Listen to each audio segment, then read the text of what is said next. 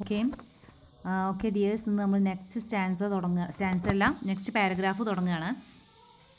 കഴിഞ്ഞ ദിവസം നമ്മൾ എടുത്തത് എന്താണെന്ന് എല്ലാവർക്കും മനസ്സിലായെന്ന് വിചാരിക്കുന്നു. ഡ്രഗ്സിൻ്റെ അഡിക്ഷൻ ആവുന്നതിൻ്റെ പ്രശ്നങ്ങളെക്കുറിച്ചാണ് ഇതിൽ പറയുന്നത്. മരുന്നുകൾ ധാരാളമായിട്ട് മരുന്നുകളെ ദുരുപയോഗം ചെയ്യുന്നതിൻ്റെ ദോഷഫലങ്ങളെക്കുറിച്ചാണ് ഇതിൽ പ്രധാനമായിട്ടും പറയുന്നത്. നെക്സ്റ്റ് പാരഗ്രാഫിൽ പറയുന്നത് The brain governs sensations, moods, thoughts and actions not by a magical process but by an incredibly complex series of chemically regulated controls. That means നമ്മളുടെ ബ്രെയിനാണ് നമ്മളുടെ എല്ലാ ഇമോഷൻസിനെയും മൂഡുകളെയും തോട്ട്സുകളെയും നമ്മുടെ ആക്ഷൻസിനെയും ഒക്കെ കൺട്രോൾ ചെയ്യുന്നത്, ഒക്കെ നമ്മളെ നിയന്ത്രിക്കുന്നത് ആരാണ്? നമ്മളെ ബ്രെയിനാണ്. Not by a magical process. ഇതൊരു മാജിക് കൊണ്ടൊന്നും അല്ലത് നടക്കുന്നത്. ഇപ്പം നമുക്ക് നടക്കണം തോന്നിയാൽ നടക്കണം, അല്ലെങ്കിൽ ഒരു സന്തോഷം വരുന്ന കാര്യം കണ്ടിട്ടുണ്ടെങ്കിൽ നമുക്ക് സന്തോഷം തോന്നുന്നു, അല്ലെങ്കിൽ സങ്കടം വരുന്ന കാര്യം വരുമ്പോൾ നമുക്ക് കരച്ചിൽ വരുന്നു. ഇതിനൊക്കെ നമ്മളെ സഹായിക്കുന്നത് നമ്മളെ ബ്രെയിനിൽ നടക്കുന്ന പല പ്രവർത്തനങ്ങളിലൂടെയാണ്. അല്ലാതെ ഒരു മാജിക്ക് നടക്കുമെന്നല്ല അപ്പോൾ ചെയ്യുന്നത് എന്നാണ് പറയുന്നത്. But by an incredibly complex series of chemically regulated controls. ഇത് സാധ്യമാകുന്നത് എന്താണെന്ന് പറയുന്നത്, നമ്മളെ ബ്രെയിനിൽ ഒരുപാട് കെമിക്കലി റെഗുലേറ്റഡ് കൺട്രോൾസ്, നമ്മളുടെ ബ്രെയിനിൽ ഒരുപാട് കെമിക്കലായിട്ടുള്ള കാര്യങ്ങൾ, രാസപ്രവർത്തനങ്ങൾ നടക്കുന്നുണ്ട്. ഒരുപാട് സംഭവങ്ങൾ നമ്മളുടെ ബ്രെയിനിൽ നടക്കുന്നതിൻ്റെ ഫലമായിട്ടാണ് നമുക്ക് ഇങ്ങനെയൊക്കെ തോന്നുന്നത്. എന്തിനൊക്കെ? നമ്മളുടെ ഇമോഷൻസ് ആയിക്കോട്ടെ, നമ്മളെ മൂഡുകളായിക്കോട്ടെ, നമ്മളുടെ തോട്ട്സുകളായിക്കോട്ടെ, എല്ലാം നമുക്ക് ഇന്നത് ചെയ്യണം എന്നൊക്കെ നമ്മളെ ബ്രെയിനിൽ വിവരം നൽകുന്നത്, അല്ലെങ്കിൽ നമ്മളെ ബ്രെയിനിനറിയുന്നത് പല പ്രവർത്തനങ്ങളും നമ്മളെ ബ്രെയിനിൽ നടക്കുന്നത് മൂലമാണ് എന്നാണ് റൈറ്റർ പറയുന്നത്. അല്ല അതൊരു മാജിക്കൊന്നും അല്ല എന്നാണ് അദ്ദേഹത്തിൻ്റെ ഒരു അഭിപ്രായം. These are easily upset by sensual drugs. അപ്പോൾ ഇതൊക്കെ ഒരു പ്രൊസീജിയറാണ്. നമ്മളെ എല്ലാ മനുഷ്യന്മാരുടെയും ശരീരത്തിൽ ബ്രെയിനിൽ നടക്കുന്ന ഒരു കാര്യമാണിത്. നമ്മളെ ബ്രെയിനിൽ പല പല കാര്യങ്ങൾ നടക്കുന്നു, പല പല പ്രവർത്തനങ്ങൾ നടക്കുന്നു. അതിൻ്റെ ഫലമായിട്ട് നമുക്ക് ഇന്നത് ചെയ്യണം, ഇന്ന കാര്യങ്ങൾ ചെയ്യണം എന്ന് നമുക്ക് ബ്രെയിനാണ് നമുക്ക് വിവരം തരുന്നത്, അല്ലേ? ഈ ഉത്തേജക മരുന്ന്, ഈ ഡ്രഗ്സ് കഴിക്കുന്നത് മൂലം ഈ ഒരു പ്രൊസീജിയറിനെയൊക്കെ മാറ്റം വരികയാണ്, അതിനെയൊക്കെ തകിടം മറിക്കുകയാണ്, അല്ലേ? These are easily upset by sensual drugs. ഈ പ്രവർത്തനങ്ങളെയൊക്കെ അപ്സെറ്റ് ആക്കുകയാണ് ആര്? ഈ സെൻഷ്വൽ ഡ്രഗ്സ്, ഈ ഡ്രഗ്സ് ഉപയോഗിക്കുന്നത് മൂലം. This disturbance is apparent in the effect of the സെൻഷ്വൽ drugs on the mechanisms that control pleasure and satisfaction. അവ നമ്മളെ തലച്ചോറിലുള്ള ഹാപ്പിനെസ്സും സാറ്റിസ്ഫാക്ഷനൊക്കെ തരുന്ന ഭാഗങ്ങളെയൊക്കെ കൂടുതൽ എന്താണ് പറയുക, എനർജറ്റിക് ആക്കും. നമുക്ക് ഈ ഡ്രഗ്സ് കഴിക്കുന്നത് മൂലം, ഡ്രഗ്സ് കഴിച്ച ആൾക്കാരെ നിങ്ങൾക്ക് നേരിട്ട് അറിയില്ലെങ്കിലും നിങ്ങൾക്ക് ടി വിയിലൊക്കെ കണ്ടിട്ടുള്ള ഒരു ഐഡിയ ഉണ്ടാവും എന്താണ് ഡ്രഗ്സ് കഴിച്ചാൽ. അവർ ഓവറായിട്ട് ചിരിക്കും, ഓവറായിട്ട് കരയും. അപ്പോൾ ഈ സെൻഷ്വൽ ഡ്രഗ്സ് കഴിക്കുന്നത് മൂലം നമ്മളുടെ ശരീരത്തിൽ, നമ്മളുടെ ബ്രെയിനിൽ സന്തോഷവും സംതൃപ്തിയൊക്കെ തരുന്ന ഭാഗങ്ങളെ കൂടുതലായിട്ട് എനർജറ്റിക് ആക്കാൻ ഈ ഡ്രഗ്സുകൾക്ക് കഴിയുമെന്നാണ് അദ്ദേഹം പറയുന്നത്. A drug user craving for the drug continues, but he feels less and less satisfaction. അപ്പോൾ എന്താ പറയുന്നത്? ഒരു ഡ്രഗിന് അഡിക്ഷനായ ഒരാൾ എപ്പോഴും അതിനോടൊരു ക്രാവിങ് ഫോർ ദ ഡ്രഗ്, ആ ഒരു ഡ്രഗിനോട് ഒരു ആർത്തി ഉണ്ടാവും എന്നാണ് പറയുന്നത്. നമ്മൾ കണ്ടിട്ടുണ്ട് അല്ലേ, മയക്കുമരുന്നൊക്കെ കഴിച്ചിട്ട് അത് കിട്ടാതെ വരുമ്പോൾ ആൾക്കാർ കറന്നിട്ട് വയലൻ്റ് ആവുന്നത് നമ്മൾ കണ്ടിട്ടുണ്ട്. അതേപോലെ a drug users criming for the drug continues. നമുക്ക് ആ ഡ്രഗ് കിട്ടേണ്ട സമയത്ത് കിട്ടിയിട്ടില്ലെങ്കിൽ ഒരു ആർത്തി കാണും അതിനോടെന്നാണ് പറയുന്നത്. But he feels less and less satisfaction. His brain's pleasure reflexes seem to be weakened by artificial stimulation. അവൻ്റെ ബ്രെയിനിൽ ഇപ്പോൾ ഈ ഡ്രഗ് കഴിക്കുന്നത് മൂലം ഉണ്ടാവുന്ന സന്തോഷം അത് വളരെ ആർട്ടിഫിഷ്യലായിട്ടുണ്ടാവുന്നതാണ്. നമുക്ക് നോർമലായിട്ടുള്ളൊരു മനുഷ്യന് അതിൻ്റെ ആ കറക്റ്റ് പ്രൊസീജിയറിലൂടെ നമുക്ക് സന്തോഷം ലഭിക്കുന്നു, അല്ലെങ്കിൽ സങ്കടം ഉണ്ടാവുന്നു, അല്ലെങ്കിൽ നമുക്ക് ഓരോരോ ഇമോഷൻസ് നമുക്ക് തോന്നുന്നു. പക്ഷേ ഈ ഡ്രഗ് ഉപയോഗിക്കുന്ന മനുഷ്യൻ എങ്ങനെയാണ്? അവർക്ക് ആ ഡ്രഗ് ഉപയോഗിക്കുമ്പോൾ കൂടുതലായിട്ട് ഹാപ്പിനെസ് ആയിക്കോട്ടെ, സങ്കടമാണെങ്കിൽ സങ്കടം ആയിക്കോട്ടെ, അവരുടെ ഇമോഷൻസിനെയൊക്കെ ഒന്നും കൂടി എനർജറ്റിക് ആക്കുക ചെയ്യുന്നത് ഈ ഡ്രഗ് ഉപയോഗിക്കുന്നത് മൂലം. അപ്പോൾ പക്ഷേ അതൊക്കെ ഒരു ആർട്ടിഫിഷ്യലാണെന്നാണ് പറയുന്നത്. ആർട്ടിഫിഷ്യൽ സ്റ്റിമുലേഷൻ, കൃത്രിമമായി ഉണ്ടാവുന്ന ഒരു സന്തോഷമാണത് കാണുന്നത്. In severe addiction the pleasure mechanisms fail to respond to drug stimulation. പക്ഷേ കുറേ കാലം ഇതിങ്ങനെ ഉപയോഗിച്ചിട്ട് നമ്മളുടെ ബ്രെയിനിന് സന്തോഷം തരുന്ന ആ സെൻറ്ററുകളെ എനർജറ്റിക് ആക്കാനുള്ള കഴിവൊക്കെ നശിച്ചു പോകും. ഒരുപാട് കാലം നമ്മൾ ഈ മരുന്നിനിങ്ങനെ അടിമയായിട്ട് ഇതന്നെ കഴിച്ചുകൊണ്ടിരുന്നിട്ടുണ്ടെങ്കിൽ കുറേ കാലം നമുക്ക് അതിനുള്ളൊരു ശക്തിയൊക്കെ കുറഞ്ഞു പോകും എന്നാണ് പറയുന്നത്. നമ്മുടെ തലച്ചോറിൻ്റെ ശക്തിയൊക്കെ കുറഞ്ഞു പോകും. ഈ സന്തോഷം തരുന്ന സെൻറ്ററുകളുടെയൊക്കെ ശക്തി കുറഞ്ഞു പോകും എന്നാണ് അദ്ദേഹം പറയുന്നത്. Respond to repetition the drug then imparts only relative relief from misery and suspense the illness of withdrawal. അപ്പോൾ നമുക്ക് ഇത്തരം മരുന്നുകൾ വേദനകളിൽ നിന്ന് നമുക്ക് വളരെ കുറച്ച് മാത്രമേ ആശ്വാസം തരുള്ളൂ. അല്പനേരത്തേക്ക് നമുക്ക് ഈ മരുന്ന് കഴിക്കുന്നത് മൂലം നമുക്ക് വളരെ കുറച്ച് നേരത്തേക്ക് മാത്രമാണ് നമുക്ക് ഹാപ്പിനെസ് കിട്ടുന്നത്. കുറച്ച് കഴിഞ്ഞിട്ട് വെച്ചാൽ പിന്നെ നമുക്ക് നോർമലാവുകയും പിന്നെ നമുക്ക് ആ മരുന്ന് കിട്ടാനുള്ള ആർത്തി ഉണ്ടാവുകയും ചെയ്യും. Information from the senses still reaches the brain, but the brain is unable to evaluate the information and interpret it is as pleasurable. ഇതിൽ പറയുന്നത് പക്ഷേ നമ്മളെ ബ്രെയിനിന് കുറേ കഴിഞ്ഞിട്ടുണ്ടെങ്കിൽ അതിനെ നമ്മളെ വേണ്ട വിധത്തിൽ അതിനെ ഇവാലുവേറ്റ് ചെയ്തിട്ട് സന്തോഷം തരുന്നവ ഏതെന്നും സന്തോഷം തരാത്തവ ഏതെന്നും തിരിച്ചറിയാൻ പറ്റാത്ത തരത്തിലായിട്ട് മാറുകയാണ് നമ്മളെ ബ്രെയിന്. ഈ ഡ്രഗ് അഡിക്ഷൻ ആയിട്ടുള്ള ആൾക്കാരുടെ കാര്യമാണ് പറയുന്നത് കേട്ടോ. അവർക്ക് ഇങ്ങനെ സ്ഥിരമായിട്ട് ഈ ഡ്രഗ് കഴിക്കുന്നത് മൂലം അവരുടെ ഹാപ്പിനെസ് തരുന്ന ആ സെൻറ്ററുകളുടെയൊക്കെ പ്രവർത്തനം കുറഞ്ഞു വരികയും അവർക്ക് വളരെ കുറച്ച് നേരത്തേക്ക് മാത്രം പിന്നെ സന്തോഷം നിലനിൽക്കുകയും ചെയ്യുകയാണ്. അപ്പോൾ അതിൻ്റെ ഫലമായിട്ട് എന്താ ഉണ്ടാവുന്നത്? നമ്മളെ ബ്രെയിനിന് സന്തോഷം തരുന്ന കാര്യങ്ങൾ എന്താണ്, സന്തോഷം തരാത്ത കാര്യങ്ങൾ എന്താണ് ഒന്നും തിരിച്ചറിയാൻ കഴിയാതെ വരികയാണ്. ഇൻ കോൺട്രാസ്റ്റ്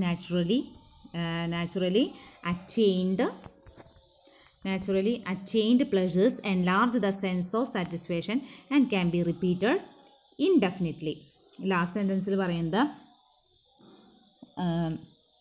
നമുക്ക് സാധാരണഗതിയിൽ, അതായത് നോർമലായിട്ട് കിട്ടുന്ന ഹാപ്പിനെസ് നമുക്ക് ഏത് കാലത്തും ആ സാറ്റിസ്ഫാക്ഷനും ആ ഒരു ഹാപ്പിനെസ്സും നമുക്ക് നിലനിർത്തുന്നു, അല്ലെങ്കിൽ അത് നമുക്ക് വർദ്ധിക്കുന്നു.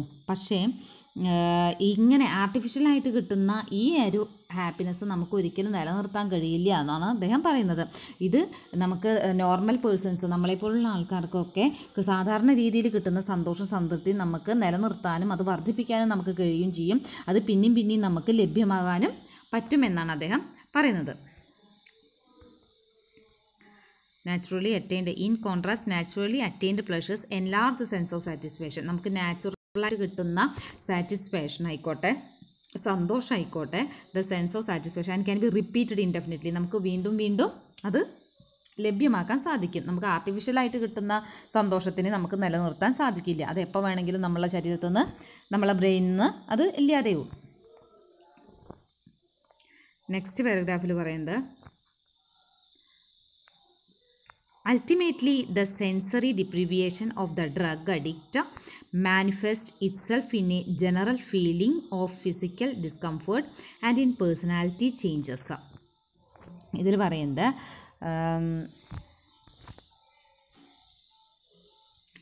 ultimately the sensory deprivation of the drug addict manifests itself in a general feeling of physical discomfort and in personality changes.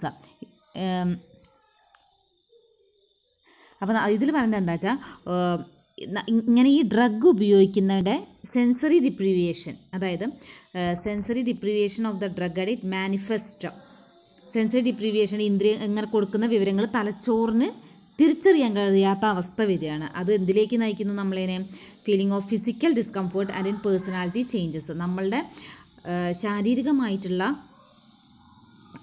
പ്രശ്നങ്ങൾക്കും ഫിസിക്കലായിട്ട് നമുക്ക് ഒരുപാട് ഡിസ്റ്റർബൻസസും അതുപോലെ തന്നെ നമ്മളെ പേഴ്സണാലിറ്റിയിൽ തന്നെ ഒരുപാട് മാറ്റങ്ങൾ വരും എന്നാണ് പറയുന്നത്. എന്താ പറയുന്നത് ഒന്നുകൂടി നോക്കിക്കോളൂ.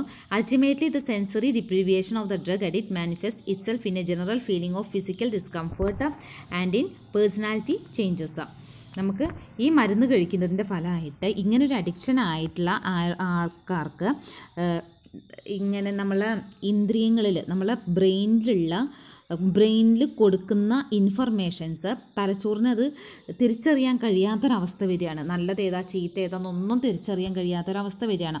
അങ്ങനെ അത് എന്തിലേക്ക് നയിക്കും? നമുക്ക് ശാരീരികമായിട്ട് ഒരുപാട് പ്രശ്നങ്ങൾ, ഫിസിക്കലായിട്ട് ഒരുപാട് ഡിസ്റ്റർബൻസസ് നമുക്ക് നേരിടേണ്ടി വരും. അതേപോലെ തന്നെ നമ്മളെ പേഴ്സണാലിറ്റിയിൽ തന്നെ നമുക്ക് ഒരുപാട് മാറ്റങ്ങൾ വരും.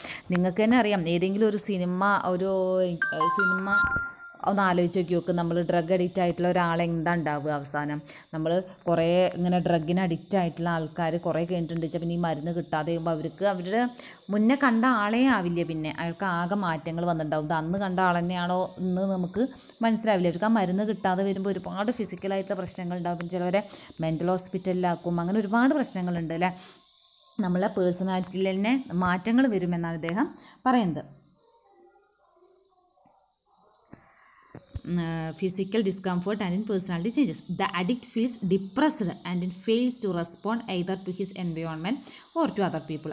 അതൊരു തരം അങ്ങനത്തെ ആൾക്കാരൊരു ഡിപ്രഷൻ മൂഡിലായിരിക്കും എന്നാണ് പറയുന്നത്. അവരെപ്പോഴും ഒരു എല്ലാവരിൽ നിന്നും ഉൾവലിഞ്ഞുകൊണ്ട് മറ്റുള്ളവരോടൊന്നും ശരിയായിട്ട് പ്രതികരിക്കാനൊന്നും പറ്റാതെ അപ്പം മറ്റുള്ളവരിൽ നിന്ന് ഒറ്റപ്പെടാനാണ് അവർ ശ്രമിക്കുക. ഒരു ഉൾവലിഞ്ഞുകൊണ്ടായിരിക്കും അവരെപ്പോഴും ഉണ്ടാവുക എന്നാണ് പറയുന്നത്.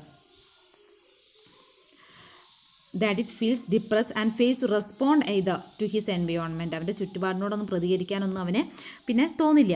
or to other people. His mental disturbances can be quite similar to paranoia. Means അവൻ്റെ ആ മനസ്സിന് ഉണ്ടാവുന്ന ഈ ഒരു പ്രശ്നം അതൊരു ഭ്രാന്ത് പോലെ അവനാവുകയാണ്. അതേപോലെ തന്നെ അവൻ്റെ പ്രശ്നം എന്താണെന്ന് അവന് ശരിക്കും കറക്റ്റ് അറിയില്ല. എന്താണ് his mental disturbances can be quite similar to paranoia. അവൻ്റെ ഫിസിക്കൽ മെൻ്റലായിട്ട് അനുഭവപ്പെടുന്ന ഡിസ്റ്റർബൻസസ് അവനെ ഒരു ഭ്രാന്തിൻ്റെ അവസ്ഥയിൽ എത്തിക്കുകയാണ്. അവന് എന്താണ് സൂക്കടെന്ന് അവന് തന്നെ തിരിച്ചറിയാൻ പറ്റാത്തൊരു അവസ്ഥയായിട്ട് മാറുകയാണ്. His sense of problem and looks for his mental disturbance. He cannot discern the source of his problem and looks for the cause in everything but himself.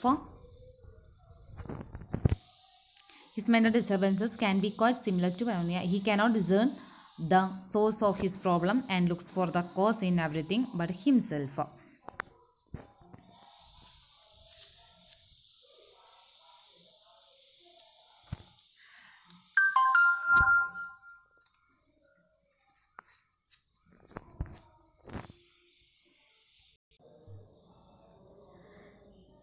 He cannot discern the source of his problem and looks for the cause in everything but himself.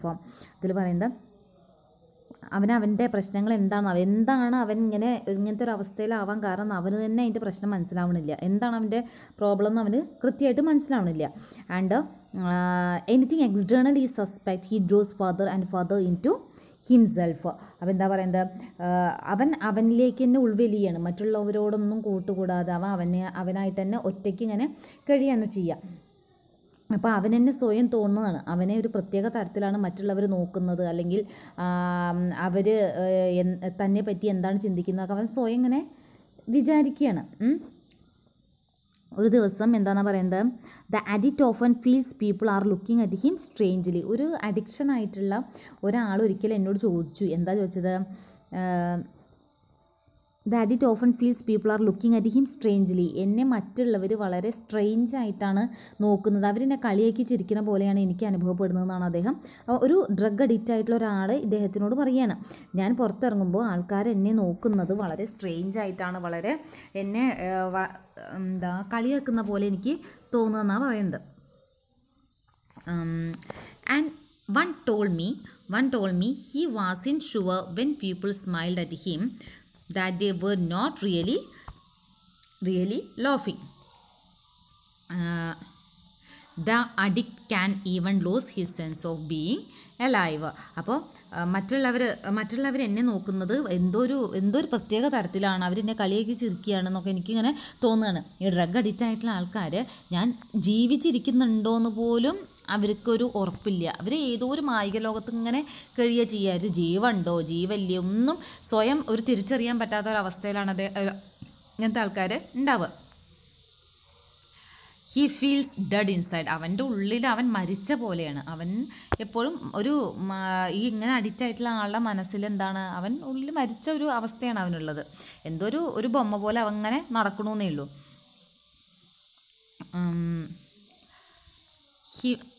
One rehabilitated heroin addict described his sensory deprivation to me. Looking out of the window, he said, "The sun is shining, the flowers are in bloom.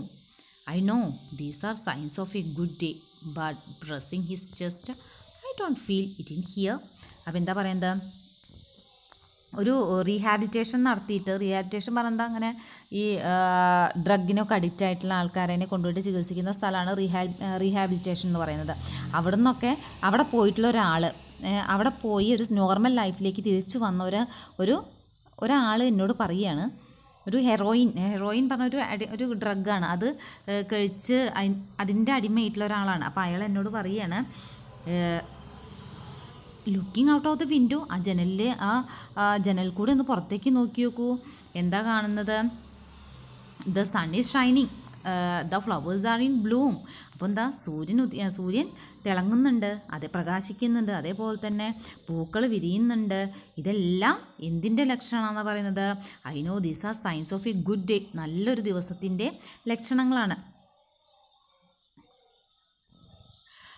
Signs of a good day, but pressing his chest, I don't feel it in here. പക്ഷേ അദ്ദേഹം അവൻ്റെ ചെസ്റ്റിൽ അമർത്തിയിട്ട് പറയുകയാണ്, I don't feel it in here. പക്ഷേ എൻ്റെ ചെസ്റ്റിൽ, എൻ്റെ മനസ്സിൽ ഇതൊന്നും എന്ത് വരുന്നില്ല, അനുഭവപ്പെടുന്നില്ല. ആ ഒരു ഫീലിംഗ് ഒന്നും എൻ്റെ മനസ്സിൽ അനുഭവപ്പെടുന്നില്ല എന്നാണ് പറയുന്നത്.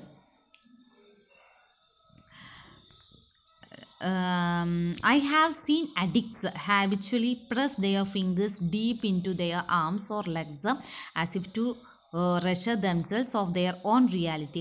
ഈ ഡ്രഗ് അഡിക്റ്റ് ആയിട്ടുള്ള ആൾക്കാർ ഒരു കാര്യം ചെയ്യണം ഞാൻ എപ്പോഴും കാണാറുണ്ട്. എന്താണ്, അവരുടെ വിരലുകൾ, കൈൻ്റെയും കാലിൻ്റെയൊക്കെ വിരലുകൾ എപ്പോഴും ഇങ്ങനെ കുത്തി നോക്കും, പ്രസ് ചെയ്യും. കാരണം എന്തിനാണ്, അവർ ഈ കാണുന്നതും കേൾക്കുന്നതും ഒക്കെ ശരിയാണ്, അല്ലെങ്കിൽ അവരിപ്പോഴും ജീവിച്ചിരിപ്പുണ്ട് എന്ന് സ്വയം ഉറപ്പ് വരുത്താനാണ് അത്ര അങ്ങനെ ചെയ്യുന്നത്. This craving for lost sensations explains in part the addicts need to continue to seek drug induced sensations. അപ്പോൾ എന്താ പറയുന്നത്, അവരുടെ സെൻസേഷൻ പറഞ്ഞിട്ട് ഉള്ളിലുള്ള ഓരോ വെയിൻസുകൾ ഉണ്ടാവും, ഇന്ദ്രിയങ്ങൾ എന്ന് പറയും, അതിൻ്റെയൊക്കെ ശക്തി നഷ്ടപ്പെട്ടു. ഈ ഡ്രഗ് അധികം കഴിച്ചിട്ട് അവരുടെ എല്ലാ ശക്തി നഷ്ടപ്പെട്ടു, അവരുടെ ഇന്ദ്രിയങ്ങളുടെ ശക്തിയൊക്കെ നഷ്ടപ്പെട്ടു. ഇനിയും ഇങ്ങനെ എനർജറ്റിക് ആവണം എന്നുണ്ടെങ്കിൽ അവരെന്ത് ചെയ്യണം, അവർ ഇനിയും ഡ്രഗ് കഴിക്കണം. ഡ്രഗ് കഴിച്ചാൽ മാത്രമേ അവർ എനർജറ്റിക് ആവുള്ളൂ, അല്ലെങ്കിൽ വല്ല ഇമോഷൻസും വരുള്ളൂ. അങ്ങനത്തെ ഒരു അവസ്ഥയിലാണ് അവരിപ്പോൾ ഉണ്ടാവുക. If drugs offered a safe form of pleasure, there might be few objections to using them. അപ്പോൾ ഈ ഡ്രഗിൻ്റെ, if drugs offered a safe form of pleasure, ഈ ഡ്രഗ് എന്ന് പറയുന്ന സാധനം മനുഷ്യന്മാർക്ക് സന്തോഷം മാത്രം കൊടുക്കുന്ന ഒരു സാധനമാണെങ്കിൽ നമുക്കതിൻ്റെ ഉപയോഗം തടയേണ്ട ഒരു ആവശ്യം ഉണ്ടായിരുന്നില്ല എന്നാണ് പറയുന്നത്. If drugs offered a safe form of pleasure there might be a few objections to using them. നമുക്ക് ഈ ഡ്രഗ് നമുക്ക് സന്തോഷം മാത്രമേ തരുന്നുള്ളൂ എന്നുണ്ടെങ്കിൽ നമുക്കിതിൻ്റെ ഉപയോഗം തടയേണ്ട ഒരു ആവശ്യം ഉണ്ടായിരുന്നില്ല. പക്ഷേ however the claims that they are safe must be recognized as fake in the face of the known consequences of continued drug use. പക്ഷെ നമുക്കറിയാം നമ്മൾ അധികം ഈ ഡ്രഗ് ഉപയോഗിച്ചിട്ടുണ്ടെങ്കിൽ നമുക്ക് അതിൻ്റെ കോൺസിക്വൻസസ്, അതിൻ്റെ പ്രത്യാഘാതങ്ങൾ നമ്മൾ അനുഭവിക്കേണ്ടി വരുന്നു നമുക്കറിയാം അല്ലേ. Real dangers exist. ശരിക്കും പല ഡേഞ്ചറുകളും പല അപകടങ്ങളും ഈ ഡ്രഗിൽ ഒളിഞ്ഞിരിപ്പുണ്ട് എന്നാണ് പറയുന്നത്. Drug use of real dangers is although the drug user often assumes they do not because the harmful side effects are not immediately apparent. അപ്പം എന്താ പറയുന്നത്, പക്ഷേ ഈ മരുന്നിന് അടിമയായിട്ടുള്ള ആൾക്കാർ, ഈ ഡ്രഗിന് അഡിക്ഷൻ ആയിട്ടുള്ള ആൾക്കാർ വിചാരിക്കുന്നത് എന്താണ്, ഇതൊരു അപകടമൊന്നുമല്ല, ഇത് നമുക്ക് ഒരു പ്രശ്നമൊന്നുമില്ല എന്ന് വിചാരിച്ചിട്ടാണ് അവർ ഈ ഡ്രഗ് ഇങ്ങനെ, അവർ ആ താൽക്കാലിക സുഖം നോക്കിയിട്ട് ഈ ഡ്രഗ് ഇങ്ങനെ കഴിച്ചുകൊണ്ടിരിക്കുകയാണ്.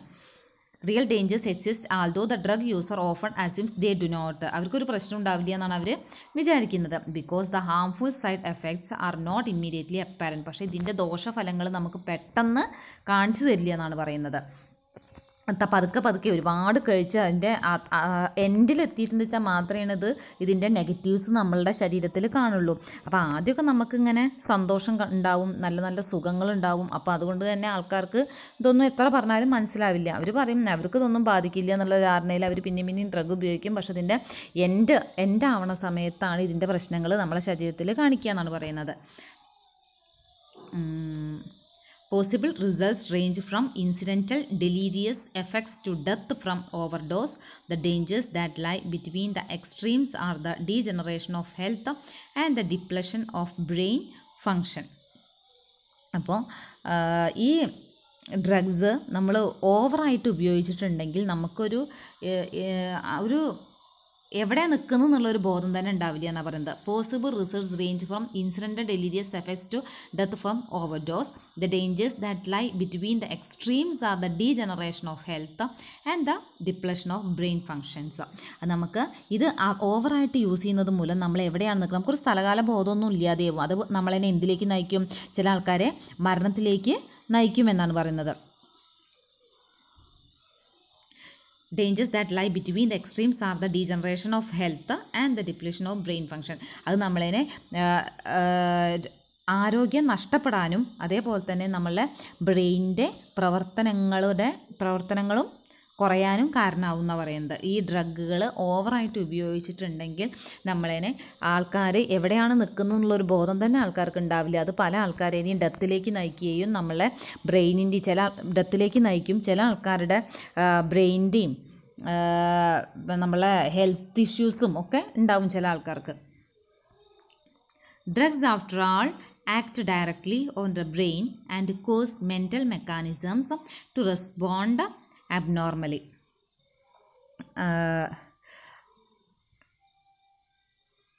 Drugs act directly on the brain and cause mental mechanism to respond abnormally. ഈ മനസ്സിൻ്റെ അത് നമുക്ക്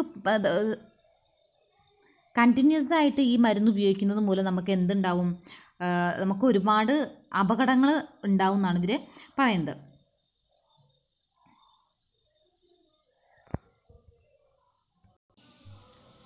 അപ്പോൾ ഈ ഡ്രഗ്സുകൾ ഓവറായിട്ട് യൂസ് ചെയ്യുന്നത് മൂലം നമ്മളെ ബ്രെയിനൊക്കെ നമുക്ക് അബ്നോർമലായിട്ടാണ് പിന്നെ റെസ്പോണ്ട് ചെയ്യുക. അതേപോലെ തന്നെ ഇത് ഓവറായിട്ട് ഉപയോഗിക്കുന്നത് മൂലം തന്നെ നമ്മളെ ഒരുപാട് ഡേഞ്ചർ സിറ്റുവേഷനാണ് നമുക്കുണ്ടാവുക. അപകട സാധ്യത വളരെ കൂടുതലാണ്. നമുക്ക് ഡേഞ്ചറായിട്ടുള്ള സിംറ്റംസ് കാണിക്കുന്നതിന് തുടങ്ങുന്നതിന് മുമ്പ് തന്നെ നമുക്ക് വളരെയധികം കുഴപ്പങ്ങൾ സംഭവിച്ചിരിക്കുന്നതാണ് പറയുന്നത്. There is a danger that he will do himself a great deal of harm before the warning symptoms occur. നമുക്ക് ഡേഞ്ചർ സിംറ്റംസ്, അതായത് നമുക്ക് അപകട സൂചനകൾ കാണിച്ചു തുടങ്ങുന്നതിന് മുമ്പ് തന്നെ നമുക്ക് വളരെയധികം കുഴപ്പങ്ങൾ സംഭവിച്ചിരിക്കാം. അതുകൊണ്ട് തന്നെ അത് ഒരുപാട് ഡേഞ്ചറാണ് നമ്മൾ ഈ ഡ്രഗ് അധികം ഉപയോഗിക്കുന്നത് എന്നുള്ളൊരു മെസ്സേജാണ് നമുക്ക് ഈ ഒരു റൈറ്റിങ്ങിൽ തരുന്നത്. ഇത്രയും എടുക്കുള്ളൂ, ബാക്കി നെക്സ്റ്റ് ഡേ. ഓക്കെ, എന്തെങ്കിലും ഡൗട്ട് ഉണ്ടെങ്കിൽ നമുക്ക് ക്ലിയർ ചെയ്യാം.